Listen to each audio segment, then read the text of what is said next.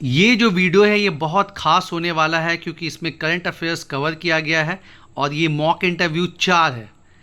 इसमें हम लोग जो है केंद्र सरकार के यूनिवर्सल पेंशन स्कीम के बारे में बात करेंगे, बुलडोजर जस्टिस के बारे में बात करेंगे, राष्ट्रपति साहिबा ने जो ब्लैक कोट सिंड्रोम का जिक्र किया है उसके बात करेंगे, झारखंड में जो उत्पाद सिपाही में प्रॉब्लम आई है उस पर क्वेश्चन करेंगे, जनजातीय सलाहकार परिषद उसके बारे में बात करेंगे, national commission for scheduled tribe उससे संबंधित क्वेश्चन किया जाएगा, अबुआ वीर दिसोम अभियान उससे क्वेश्चन किया जाएगा और रेवेन्सा कॉलेज काफ़ी चर्चा में है उससे क्वेश्चन किया जाएगा। तो चलिए स्टार्ट करते हैं।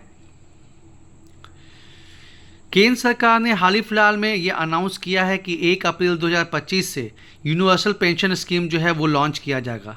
इससे आप क्या समझते हैं?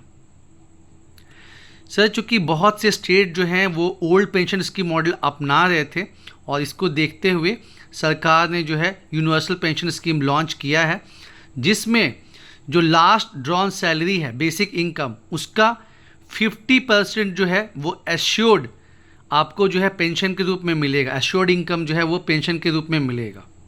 ये एनपीएस से कैसे अलग है? सर, जो एनपीएस 2004 में लॉन्च हुआ उसमें क्या है कि 10% कंट्रीब्यूशन करना पड़ता है मतलब एम्प्लॉय को, और जो है 14% कंट्रीब्यूशन करना पड़ता है गवर्नमेंट को। और ये अमाउंट जो है सर स्टॉक मार्केट में और इम्पॉर्टेंट जगह पे इन्वेस्टमेंट होता है। इसका 60% रिटायरमेंट के समय पे मिल जाता है, बाकी 40% पेंशन के रूप में मिलता है। और कहीं ना कहीं लोग इससे सर खुश नहीं हैं, इसलिए जो है ओल्ड पेंशन स्कीम जो है बहुत से स्टेट में मतलब लागू किया गया है और उसको देखते हुए सेंट्रल गवर्नमेंट ने जो सर यूनिवर्सल पेंशन स्कीम जो है इसको लॉन्च करने का जो है ये प्लान बनाया है। अच्छा, मान लीजिए कि किसी को जो है यूनिवर्सल पेंशन स्कीम चाहिए, तो कितने समय के बाद उसको 50% जो है अपना बेसिक इनकम का मिलेगा? सर, जैसा कि न्यूज़ सामने में आया है कि एटलीस्ट 25 ईयर्स का सर्विस होना चाहिए, तब जाके जो है मतलब 50% बेसिक इनकम का जो है पेंशन मिलेगा। अगर मान लीजिए किसी ने जो है 10 साल ही काम किया है, तो सर वहाँ ऐसा प्रोविज़न रखा गया है कि मिनिमम जो है 10,000 रुपीज़ जो है वो मतलब मिलेगा ही मिलेगा। अच्छा, बुलडोजर जस्टिस ये काफ़ी चर्चे में रहा, ये क्या है? सर, जैसा कि हम देख रहे हैं यूपी में, दिल्ली में, एमपी में मतलब जो क्राइम कर रहे हैं उनका जो है घर को ध्वस्त कर दिया जा रहा है, तो सर इसको बुलडोजर जस्टिस का नाम दिया गया है। और अभी हाल ही फिलहाल में सुप्रीम कोर्ट ने इस पर संज्ञान लिया है और कहा है कि ये सही नहीं है ना, बिकॉज लॉ इज़ देयर, कानून है सर, और उसके बाद कानूनी प्रक्रिया के बाद ही जो है कुछ मतलब उस पर जो है एक्शन लिया जाएगा। पर ये अपने आप जो है जो भी जिन्होंने भी क्राइम, जो भी क्रिमिनल है उनके घर को जो है ध्वस्त कर देना, ये सही नहीं है।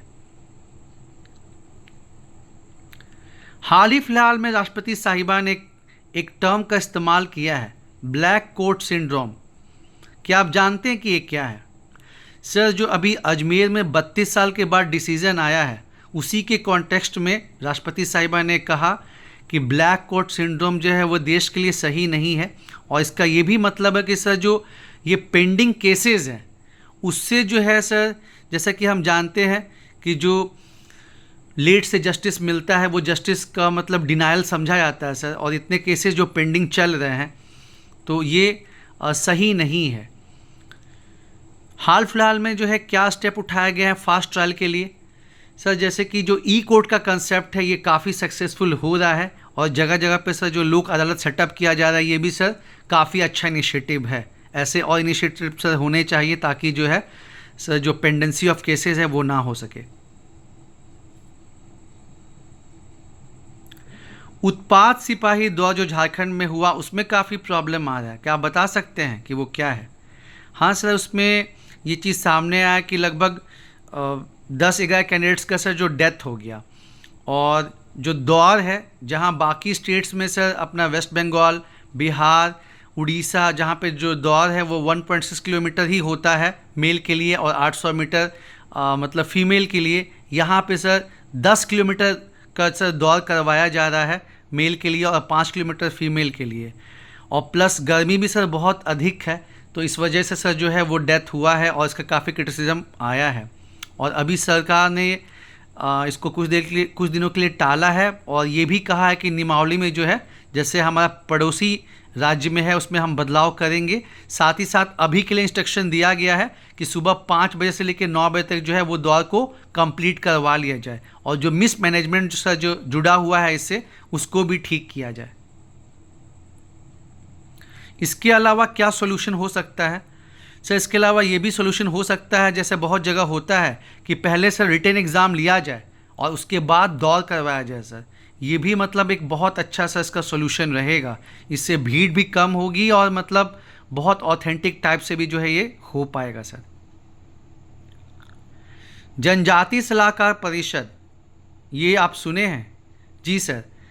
जो राज्य 5वीं सूची में आते हैं, भारत में ये अभी 10 है, वहाँ पे सर जनजाति का कैसा जो है सामाजिक आर्थिक ये सब जो है विकास हो रहा है, इसको चेक करने के लिए एक जनजाति सलाहकार परिषद होता है जिसका अपॉइंटमेंट गवर्नर साहब करते हैं और इसमें 2/3 मेंबर जो होते हैं सर वो मतलब ट्राइबल कम्युनिटी से ही रहते हैं। झारखंड के कॉन्टेक्स्ट में क्या है, इसके अध्यक्ष कौन है झारखंड में? सर झारखंड सरकार ने सर 2021 में इसमें संशोधन किया है और यहाँ पे जो है मुख्यमंत्री साहब जो है इसके अध्यक्ष बने हुए हैं। National commission for scheduled tribe, क्या आप बता सकते हैं कि ये कौन से अनुच्छेद में इसका जिक्र है?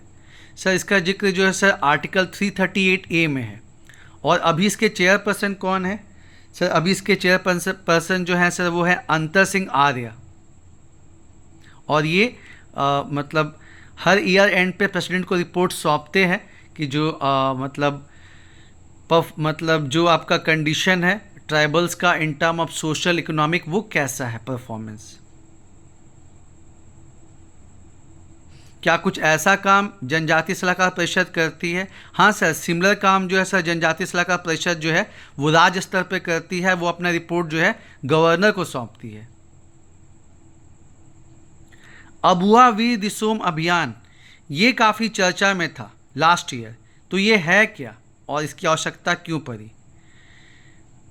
सर जैसा कि हम जानते हैं कि अराउंड 26% पॉपुलेशन जो है वो झारखंड में ट्राइबल की है और उसमें से भी एक बड़ा वर्ग है जो कि सर जंगल पे निर्भर है। पर फॉरेस्ट राइट एक्ट जो कि 2008 में सर इम्प्लीमेंट हुआ और इतने साल होने के बावजूद भी झारखंड का सर जो परफॉर्मेंस है in comparison to Chhattisgarh, Orissa और बाकी राज्यों के कंपेरिजन में जो है ख़राब रहा है। तो इसको फॉरेस्ट राइट एक्ट को ठीक से इम्प्लीमेंट करने के लिए सर ये स्कीम जो लाया गया है अबुआ वीर दिसोम अभियान, और तीनों स्तर पर सर जो है एक समिति का गठन होगा जो कि ये इंश्योर करेगी कि जो है मतलब पेंडेंसी ना हो और सही तरीके से जो है वन अधिकार अधिनियम जो है वो इम्प्लीमेंट हो सके और जो बेनिफिशियरी हैं उनको बेनिफिट मिल सके। क्या आप बता सकते हैं कि जो वन अधिकार अधिनियम है उसमें जो कट ऑफ डेट है वो क्या है? Sir cut off date sir जो है 13 दिसंबर 2005 है सर। और इसमें जनजाति के लिए क्या प्रोविज़न है और जो नॉन शेड्यूल ट्राइब है, जो नॉन शेड्यूल है उनके लिए क्या प्रोविज़न है? सर दो अलग अलग प्रोविज़न है। जो नॉन शेड्यूल हैं, गैर जनजाति हैं, उनका 3 पीढ़ी मतलब एटलीस्ट 75 ईयर से वो वहाँ रह रहे हों।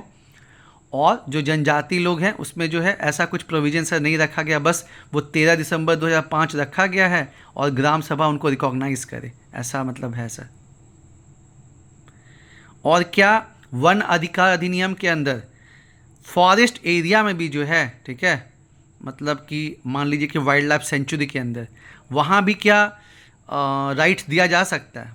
जी हाँ सर, ये जो है सर जो आपका इन सेटू कंजर्वेशन है सर वहाँ भी लागू होता है।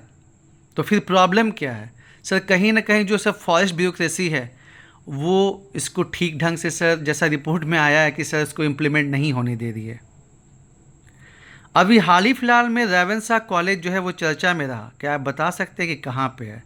सर ये 156 ईयर ओल्ड कॉलेज है जो कि कटक में है और गवर्नमेंट जो है उसका नाम चेंज करने का सोच रही है सर, और इसलिए सर ये काफ़ी चर्चा में रहा है। और साथ ही साथ एक से बढ़कर एक एलुमनाई जो हैं सर वो यहाँ से सर पढ़े हुए हैं, बीजू पटनायक साहब हो गए, गोपबंधु दास हो गए, और भी सर कई पर्सनैलिटी हैं जो यहाँ से पढ़े हुए हैं। और वो सर बहुत से एलुमनाई जो सर इसको मतलब चाह कि इसका नाम चेंज ना हो। ठीक है, आप जा सकते हैं। Thank you sir.